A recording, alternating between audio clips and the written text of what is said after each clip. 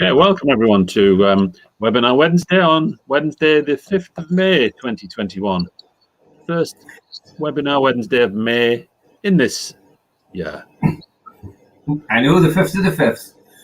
And I see that the 5th of the 5th, and I see that just in time for the election, you've updated the Barnett formula. Oh, no. You've been working on that one. Oh, yeah. Okay. And yesterday, was, I don't know whose joke this one is. Yesterday was International Star Wars Day. You know that, don't you, Alistair? Yes, may the 4th be with you. Yeah, I don't know who somebody uses that one all the time. It's not me, thankfully. Anyway, today we're going to talk about risk, aren't we? I mean, none of those jokes are at all risky. Not risky at all. No risk of injuring yourself by laughing too hard.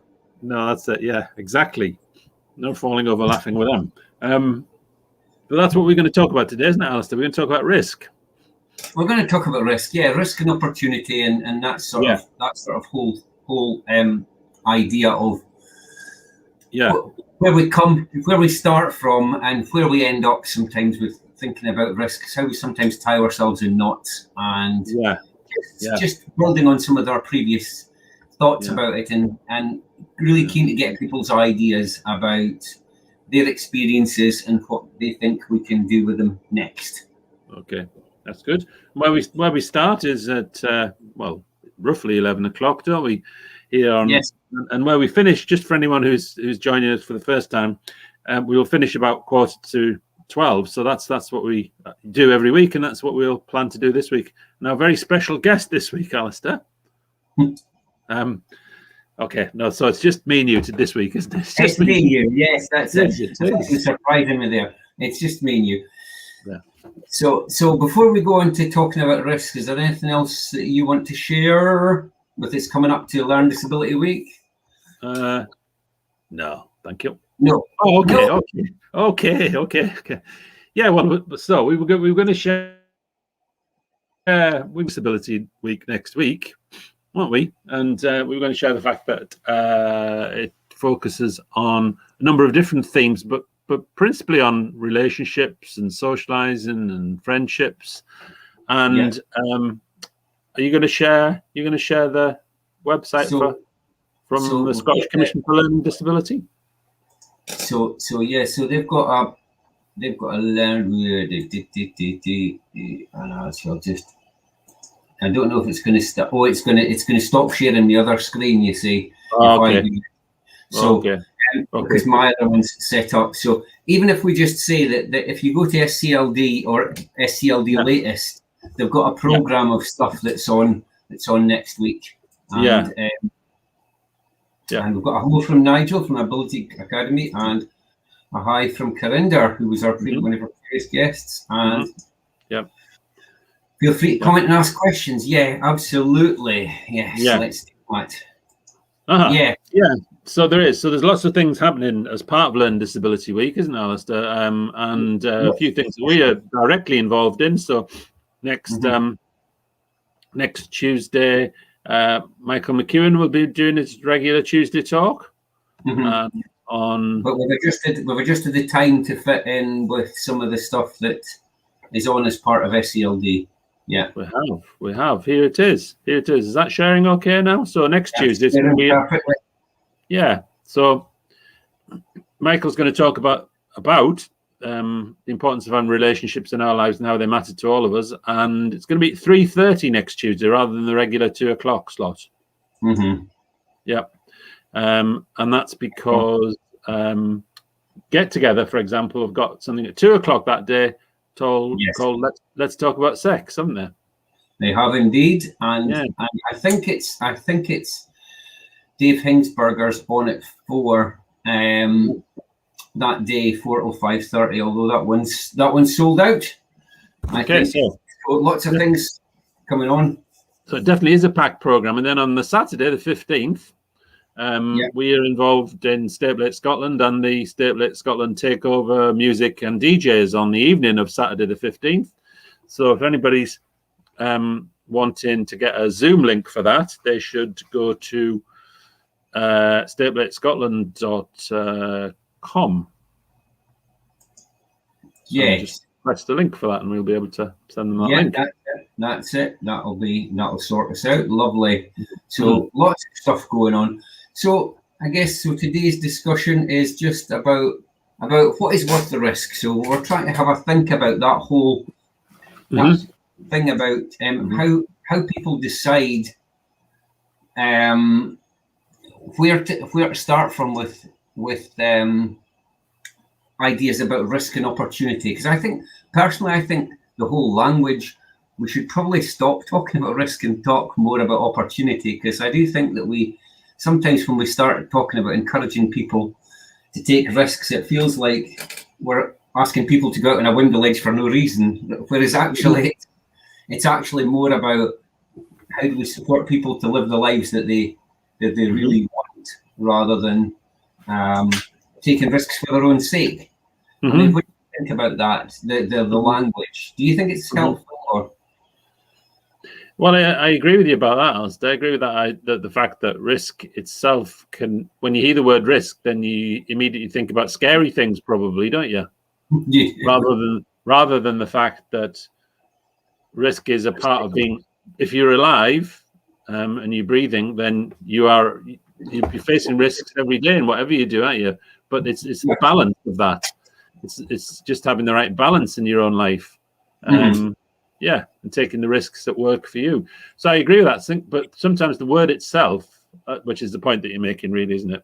The word itself can be sort of off-putting and scary, and thinking, "Whoa, maybe I won't take risks."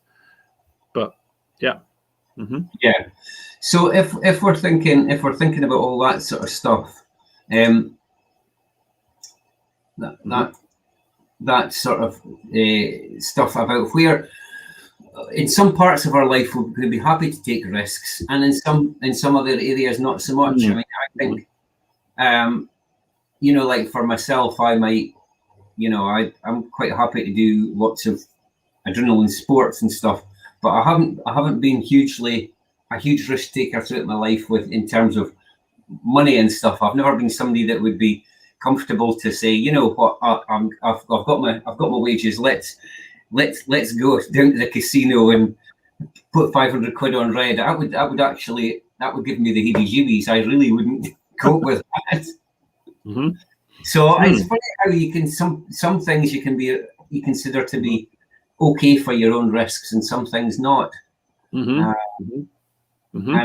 I just wonder about, sometimes we learn from other people around us about what's safe or not.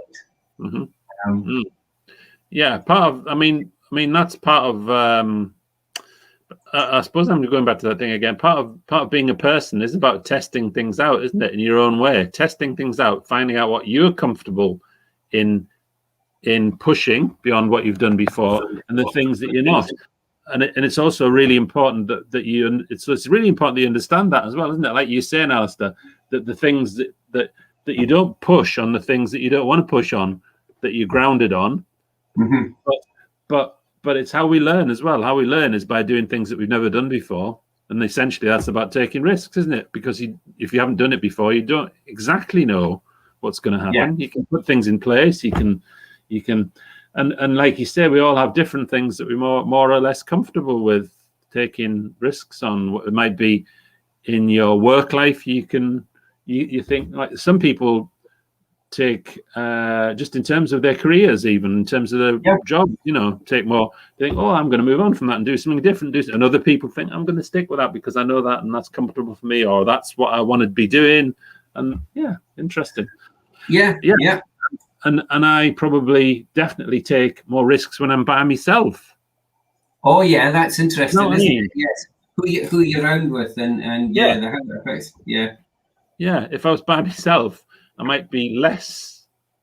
I don't know. I'm not sure. I definitely would. I would take more risks if I was by myself. I'm not sure what I'm saying there. I'm just saying that, really. Yeah. No, that's it. And then if we're in a work setting, that's sort of the things that affect our approaches to risk, because you can have what the policy says, what the person that you're working with wants, but also sometimes I've put there who the leader is, about who's got the power sometimes to decide whether something happens or not. and then the support you're given to enable that to happen. Because I found a lot of the time that managing change, there's a lot of anxiety around about it for a lot of people. That people look to see what's expected of them, and whether people, are gonna support an experiential sort of like learning approach where it's like this is a good thing. We should be learning this. In order to do this, we're gonna build on it in a gradual way. Or if the response is just no, that's different, so it's dangerous. So I'm just gonna start from a position of no and work from there. Then that makes a huge difference to how engaged people are. And then, another feature that I find is that quite often stuff just happens, but it happens underground, so people don't find out about it. And that's dangerous. So that's not only who the leader is, but it's probably more broadly. You could probably more broadly describe that as what the culture's like, couldn't you? Yeah, we'll come on to that later because we have put that down as a little handy to remember an acronym, CAPER, but that's coming later. No spoilers yet. Oh, okay. It's like line of duty. No, nobody shared the last episode yet. Yeah, but it is very much about that. The whole context of the thing of the decisions that you're making, isn't it? Really. Yeah. Yeah. So that whole thing about is the idea about it being practical and positive. Do you see it as opportunity and outcomes and risk being related, and as a kind of a continuous loop, like you said, about while we're alive and while we're doing stuff, we're always learning, we're always trying, and it's that thing about whether you associate trying something with the risk of failure rather than trying something with the risk of success. Yeah, and also but also knowing that. Also knowing, and you balance this out depending on the thing that you're doing, knowing that not everything is always going to be a success. Yeah, that's it. Yeah, absolutely. Yeah. So that's the thing about how you measure success as well, isn't it? Well, it is. We did that little write-up of coming down to the Stay Up Late gig as part of the Citizen Fest, and that was kind of like who decides what success looks like. And we were talking about the fact that despite the fact we had crap weather and there was no tea lady on the bus service, and and it was a bit more of a walk to the accommodation than we planned, and somebody had a bit of a medication issue, which I mean, if and it started bucketing down when you got off the bus as well. Remember that? It's absolutely biblical proportions of rain. About a foot deep of water as we walked off the bus. I mean, you could have written that and just thought that's it. That whole thing's a write-off. And the fact that we all managed to laugh about it and one of the things that really got to me about that was people kept looking for me because even though I wasn't there as a paid worker, we were all peer support. We were just all there together. People still looked at me to start with to say, "Oh, should I be worried this isn't working?" And I just said, look, we're all doing fine. People are all waiting for one another. We're all in good spirits. I think it's incredible that we've all managed to do this and have a laugh despite all this adversity. And you can see, I mean, some people who knew me well were fine anyway, but some people who I didn't know that well were still looking for that. And I think I always am very aware of that power that we hold as positions of, whether we're organising things or we're staff or whatever, that people often look to us to say, should I keep going with this or should I give up, and sometimes if we've got that anxiety in us rather than that kind of, hey, this is good, let's keep going, as long as, as long as it's a balance. Because what we did, we changed our plans as well. We didn't rigidly stick to our plans. So when some of the folk were a bit tired and decided that they couldn't make it to one of the gigs, but they were going to go to a live music in a bar that was next to the thing, we said, hey, That's cool. And what's more, you're actually having a bit more independence than if you were with the rest of us. So I think the ability to be flexible is super important, isn't it? It is, yeah, and understand. And I suppose it started making me think about different things that you would do with other people as well. So that depends on who. Very much depends on who you're with, doesn't it? How far you want to push yourself. So yes, confidence. Yeah, hugely. Yeah. Also, and that's that. Yep. Also taking into account the people that you're with as well, if you know what I mean. If you're doing something, you might think, okay, I'm gonna. If you with just think. So if I'm with someone who is a regular cyclist, I know I'm going to cycle further with them than if I'm with someone who hasn't been on a bike for a while and we're just doing a different type of cycle ride, you know. So I'm not going to push myself in the same way, and that's okay. That's okay because you're just taking into account who you're with and what it is you want to do together. So yeah, no, that's an important point, isn't it? Because making the most of both of them as well, Alice, isn't it? That's within the pandemic we think about that, you know. When everything was beginning to be shut down more and more and more, then I suppose the things that I thought was what are the small things that I can still enjoy doing from with all the restrictions that are around. And you have to do that within your own. You have to start where you are with that, don't you? Within your own context and starting where you yourself are in your own life, in your own relationships, in your own physical circumstances around you, your own opportunities. Yeah. So sorry. Yeah. No. That's really but that's a really important point, and I think that one that sometimes people surprised at when I start digging down into this stuff with folk, I find that sometimes because everybody's busy and because everybody's got competing demands, sometimes it's like it's okay if it's superficial or if it's really, you know, if it's a quick decision. But I often find that when you start digging down and you think, actually, we're going to have to think about to do it properly, like you say, you're going to have to consider folks' abilities, what could go wrong, all of these things. So it's not about being laissez-faire with this stuff and just saying, oh, well, it'll be fine and that'll be a learning experience. I don't believe that that's a great way to approach this. But it's about saying, how do we give people confidence that the things that we can control, we're taking the effort to, so that they feel safe to take that leap to the next level. And that's about trust, isn't it? So I it's not an excuse. This sort of approach is not an excuse to not do work well. And I think in some ways it can be harder work in the short term. But if you get that right, then people are able to do such an incredible amount more in the longer term. So if you've got this problem mindset, if you've got this other mindset that we quite often come across, where change is associated with risk, and so that what we do now, what we know, and what we do now equals safety. And I think that's been proven so many times to be false, hasn't it? Really. Absolutely. What I'm thinking about, Alistair, is just that whole thing about a good life isn't a life without risk. Yes, absolutely. Yeah, and things that are made in the name of safety, decisions that are made in the name of safety, don't necessarily lead to the lives that we would all aspire to. So I mean, people were sent away and put away in institutions because, and often the justification was safety, wasn't it? Yeah, they'll be safe if they're locked away from the dangers of the public. Yeah, and vice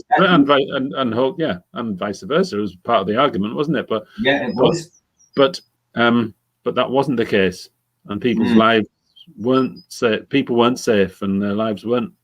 You know, they didn't live those lives that should be everybody's right, as we've talked about in other ways. You know, the right to your own home, the right, as we talked about earlier on, to be able to make and break and keep and sustain and move on from relationships, as I'm sure people will talk about next week in Learning Disability Week. Sorry. So I mean, this topic that we're talking about today, I mean, it covers so many different things, doesn't it? It does. Yeah. And because if you have that level of anxiety about change and being in charge of all that, you end up just with that minimal change and high control, because you're not enabling people to think, how could I develop next? What what will be a natural progression from this? And it's like you say, it's everything from supporting folk to have relationships to learning independent travel skills to moving on to your own home, to all these kind of stuff. And for people at the moment, it's probably thinking about going back out into the world again, isn't it? Going back out and doing those things that we've forgotten to do for a while, or not been able to do for a while. Yeah. And so just that. Yeah. That, where are people most safe and unsafe? So that sort of thing about how we test out trust, and if you feel like you get let down, and you'll just tell people what you want to hear, and then be more alone and vulnerable and less likely to trust the next person. I mean, that's something that I learned pretty much early on in this work supporting with a lot of folk in their own tendencies, that if people tested you out about things that they were doing that they felt safe or unsafe with, if you gave the answer that indicated that you were going to be judgmental and weren't going to listen to what they felt was important, they would just do it anyway. Folk would just do it anyway, and you just wouldn't hear about it. And that was by far the more dangerous, because we're then doing it, pretending not to do it, and then not getting any of the chance to say, I'm doing this, but I'm not quite sure if this is actually working or not.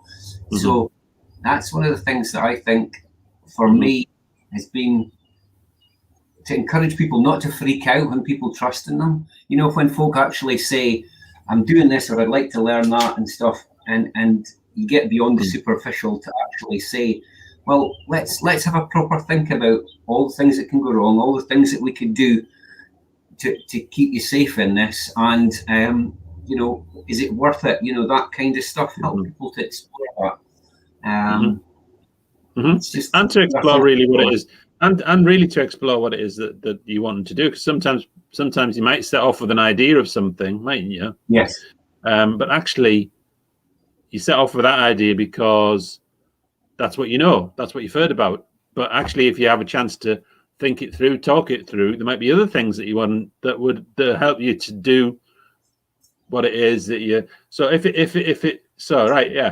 do that sport thing again. Like, so if it's about getting out in the fresh air and pushing yourself physically, there are a whole range of different things you could do. But you probably choose to do something just now, but there'd be loads of other things out there that you could do that you'd really enjoy doing. You just haven't tried them yet. Yes, and I'm just checking as well that I'm noticing that we've got a few comments on, which is hard. I'm just because I'm on the other screen. I have to make an effort to come back and forth. So I'm just checking. So we've got Dan saying it can be healthy to embrace risks, and Nigel saying sometimes without risks there's no change. Yeah. Sometimes making small changes before making big ones. Yeah, that makes sense as well. Sometimes if you can build up a sense of confidence with the smaller things, because it's not all about saying yes. Well, a bit like you were saying there, Keith, about if you're out with somebody who's not a confident cyclist, you wouldn't say, hey, let's do set off on the North Coast 500, and a multi-day tour, because somebody's going to get sick of it, and they might not have a realistic expectation of what their own limits are, or just how punishing that could be. So start with the small stuff and feel positive about things, and pushing oneself to overcome what initially can seem like the biggest risks, even by a lot of fear, can bring about some of the greatest changes in self-development in a person's life. Well said, Dan. That's really good. Yeah, and that's the thing, and we would love people to share. Email us in any of the risks that they've taken, any of the opportunities they've explored, and how it's changed their life. Would be great to hear. Yeah. The things I'm thinking about are just that thing about when you grow up, that's part of growing up, actually, isn't it? As well, part of growing up is the opportunity to do things that you haven't done before. Because it is what you learn from doing new things and taking whatever steps make sense to you. In moving beyond what's your familiar are the ways that you learn, but for some people it's not been part of what they've been able to do as they grow up, because people have wanted to protect them, people have wanted to keep them with the idea of keeping them safe. So it is always about having the right balance, and always about thinking and talking about, well, what ways can someone achieve what it is that they want to achieve, even if they don't even know what it is they want to achieve at that time, because sometimes you don't really. Sometimes you don't. Let's just do this and let's see. But let's just do this and let's see, within the balance of having that thoughtful conversation. Yeah. Mm-hmm. That thing about the act of exploring things, is that the success? Mm-hmm.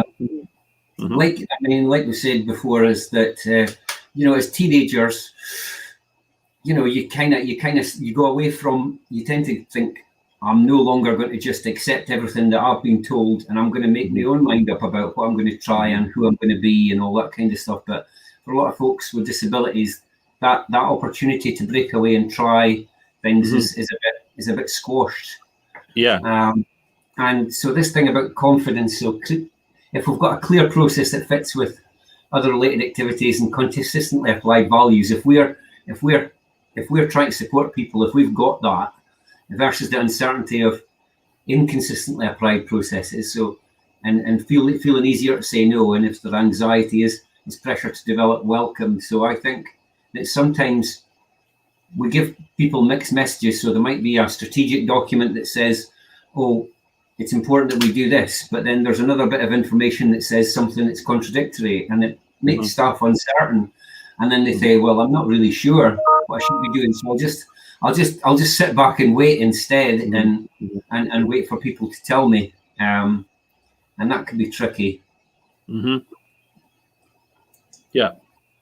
So then there's another balance point here that we can sort of think about that, the whole action and inaction. What was the last time I did this? Did I make a good decision? Was there shared responsibility? And is there a clear link between what we say and what we do? Or was there inconsistently applied processes, if it feels like it's all on me if it goes wrong?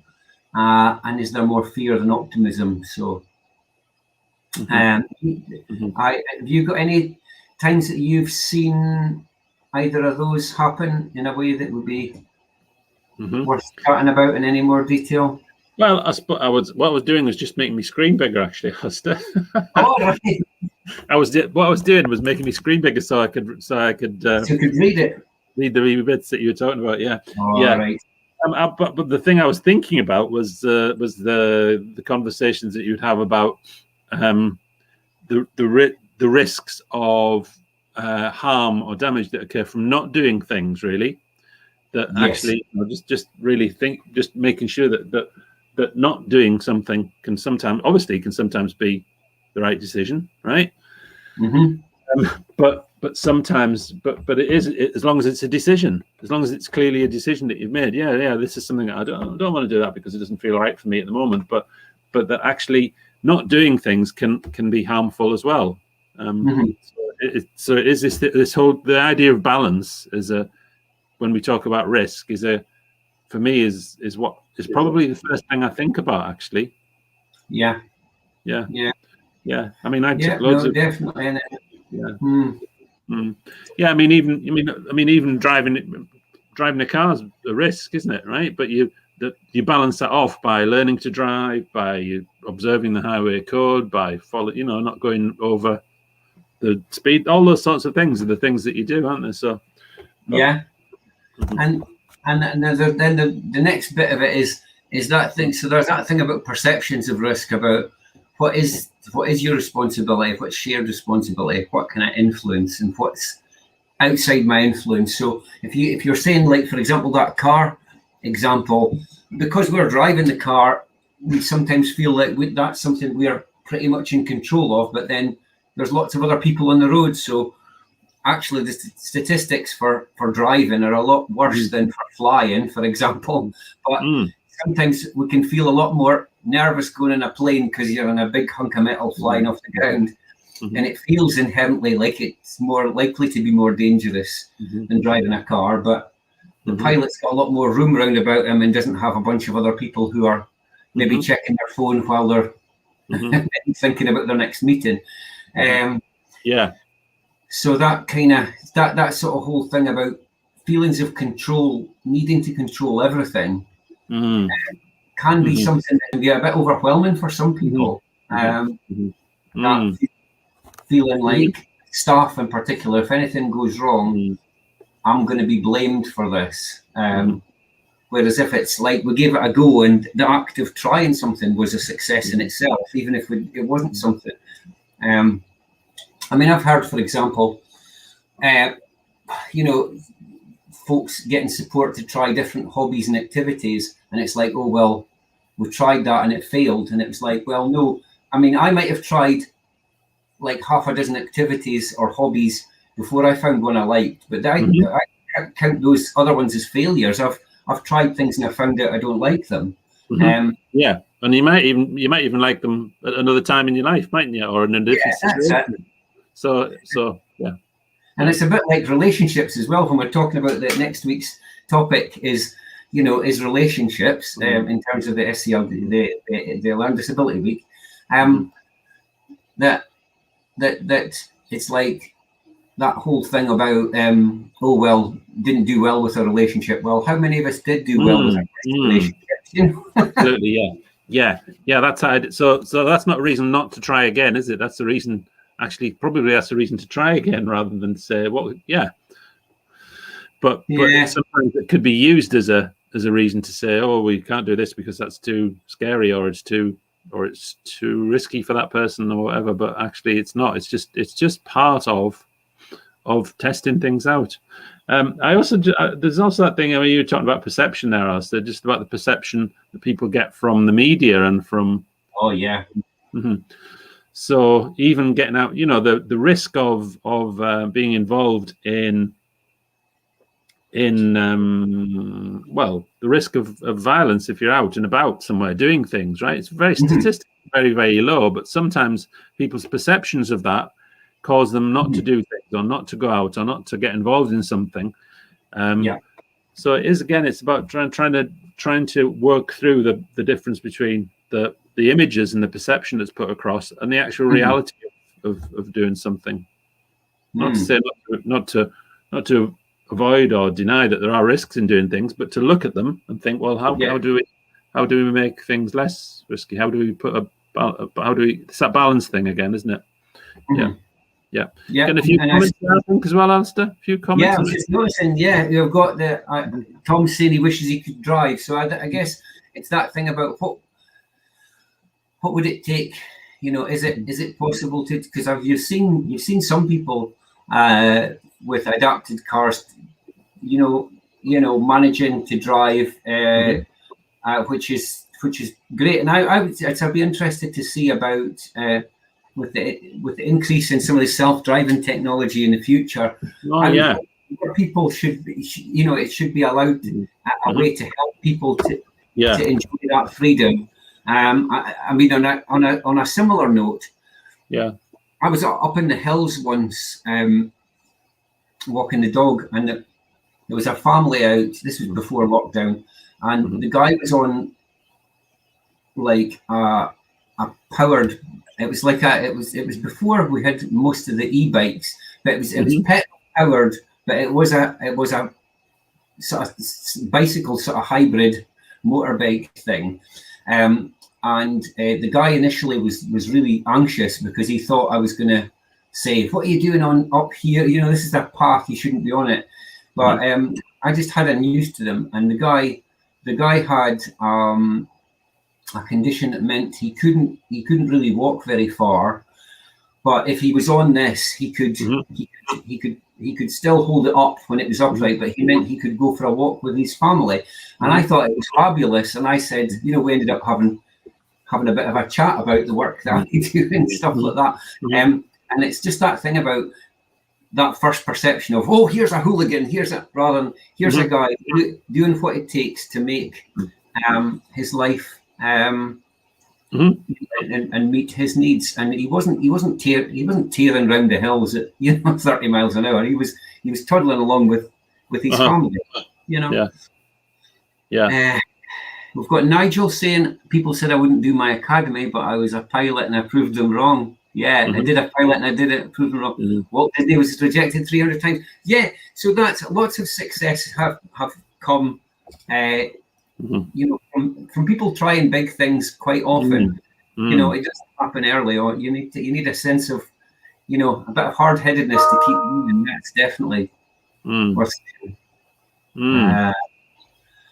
And Dan's saying, risk taking often reminds me of learning to swim. At some point, you have to let go of the pool side. Yes. And that's an interesting thing, isn't it? About sometimes I've been doing some work with some people at points where the effort to try and control everything, it's like, what if this happens? What if that happens? And once you've gone through most of the things you can control, you have to probably say, well, that's as much prep as we can do now. We need to actually just try and go for it, because otherwise you can create this idea you can control everything, and you can't control everything, because the world is full of a lot of random variables, isn't it?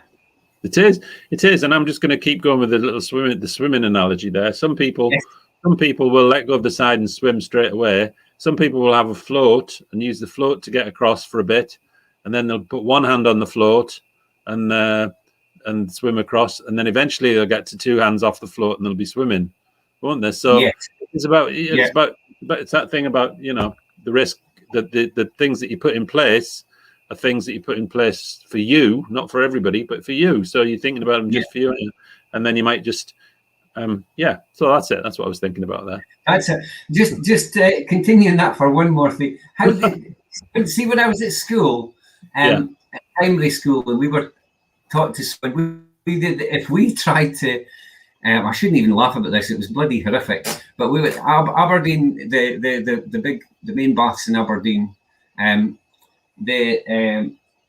when we got to the stage that you started at the deep end and had to swim down to the shallow end, the guy who was supposedly teaching us how to swim, he had a big stick. And initially, I thought that big stick was to grab onto if you got into trouble. But I quickly found out that if you started grabbing onto the side on the way back down rather than swimming away from it all the way down, the purpose of the stick was to wrap you on the knuckles to make you let go. And that was a real learning point about how some people try to manage change. It's like, you will let go rather than, you will feel safe. To let go yourself, and some of those things can really stay with you. Oh yeah, definitely. I'm not sure that's a bit of good practice for sharing that, Alistair. No, indeed. No, but that's a part of the thing about sometimes if you look at what the system has done to people, it's no wonder that themselves can. Yeah, because obviously for some people that's okay, right? It won't affect them in any way, right? Well, and it's just something that they'll laugh about in their future. But for other people, it will actually probably have put them off swimming for life, Yeah, absolutely. Think, okay, I'm not going to. Yeah. Somebody says, jump in the pool, I'll catch you, and then they do it. Yeah, so again, we're going back to your first point, really, about trust as well, aren't we, and the importance of trust. So, and then the next... If that was your first point, of course. Wasn't so that checking if things happen because of or despite the consistency and quality of the practice in this area. So sometimes things happen for a variety of reasons, and that thing about what happens if you do nothing. So is it safer? Is it okay? What do we actually do, and what do we not do? What's the impact of that? Because sometimes it can be really, really dangerous if we do nothing.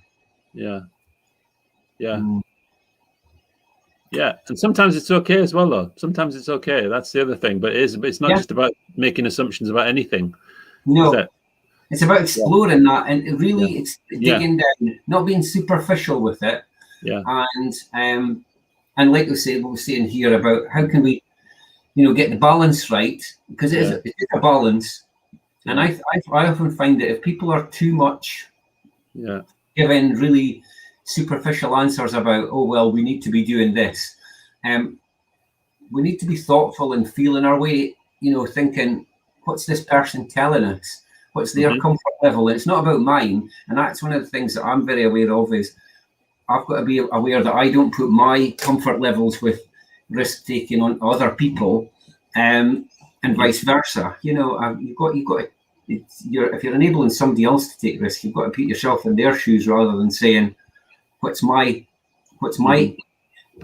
definition of success, or what would I be happy with? It has to be what the person feels like their safe zone is at that point in time.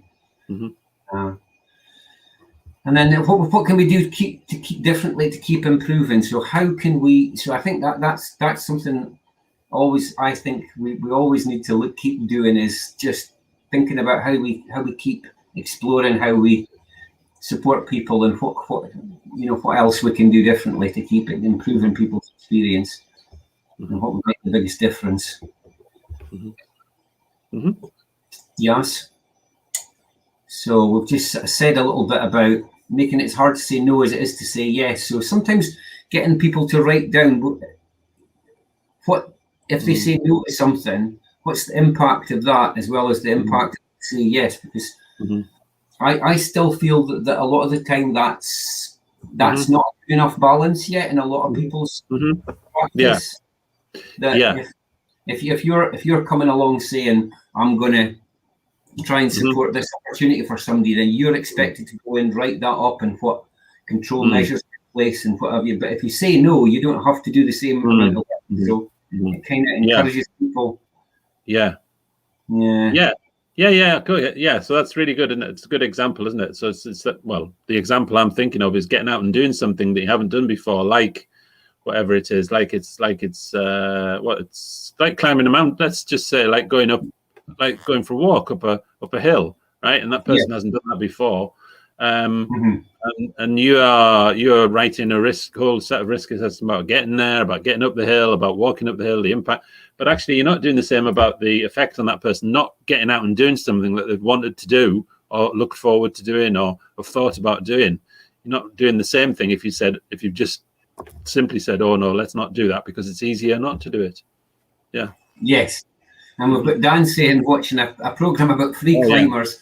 Oh, and that does scare the absolute hell out of me. But interestingly, but again, other things like if you watched things like SAS, Are You Tough Enough? And there was like folks like the Paralympian woman that was part of that. So again, it's that thing about if people do have the safety things in place and folk.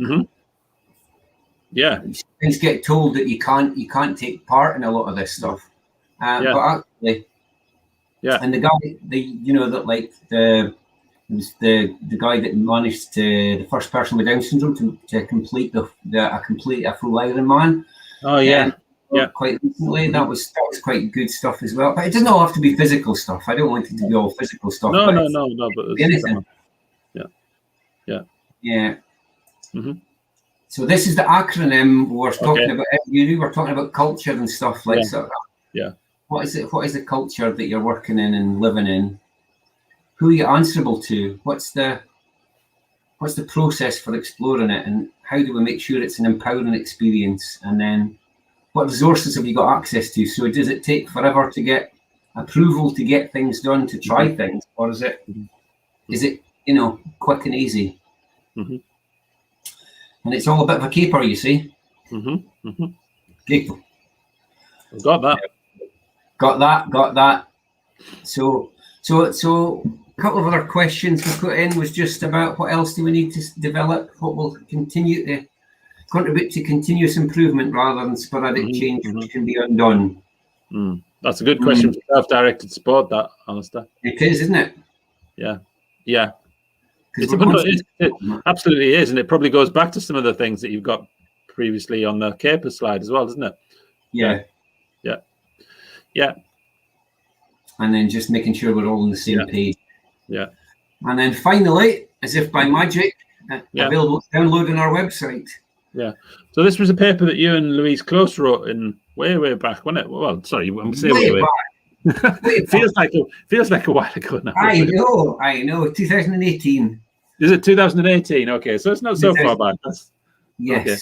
Yeah, and that's still available, and obviously people can get it from our website. And if anybody wants to get a copy sent to them, I'm not sure though. I don't think we've got any physical copies of it at the moment, but we can certainly send people links for it. Yeah, I mean, I have got physical copies for some of our other documents that some of which we can maybe share in a different week, because actually there's if people want some physical copies of the ISF document, for example, then we've got some of those in the office that we printed shortly before lockdown. Things. We do that another week. Thank you, Alistair, for sharing those slides and for sharing some of your thoughts. We're engaging in that discussion, and for letting people know about the Risking Your Real Life document at the end there as well. Yeah. Cool. And as if by magic, we're at 1:45. Yeah, that's good. So next week, as we say, we've got our relationship special. Yes. As part of during Learning Disability Week, it's at 11 o'clock. I'm also aware that Tom has been on here. Tom, who was here last. There we are. That's where the risk document is. It's a lovely long list of letters, aren't it? Yeah, I won't leave it on long enough for you to copy it down, but you can actually just click on the link. Yeah, okay. Just go to resources, Sorry, I was just going to say, I'm aware that Tom, who was with us last week, has joined us this week. And Tom's also going to join me in a different thing next Wednesday morning before Webinar Wednesday, which is a webinar about human rights. Tom's going to do a presentation as part of that. And that's again part of the skills project, something that we've talked about before, where we're talking to people in different parts of Europe as well. So if anybody would like to join that also, then get in touch with us about that through the info at In-Control Scotland, in-Control Scotland address. Yeah. All right. Well, brilliant. And thanks so much for everybody for coming on and commenting today. It makes such a difference when everybody gets involved in the discussion, because that's great. And if anybody's obviously watching later on and you think you've got something you'd like to follow up with us, please get in touch. And also, if you want to be featured on a future Webinar Wednesday, we have the next sort of 4 or 5 weeks booked up, but after that, we have some. Yeah, and I think we say at the moment, we're saying, Alistair, we're going to run them through to July, aren't we? And then maybe have a wee break in July, and then come back with something, a refreshed program of something from August. Yeah. Indeed. Okay. All right. Thank you. Thanks everybody today. See you later. Bye.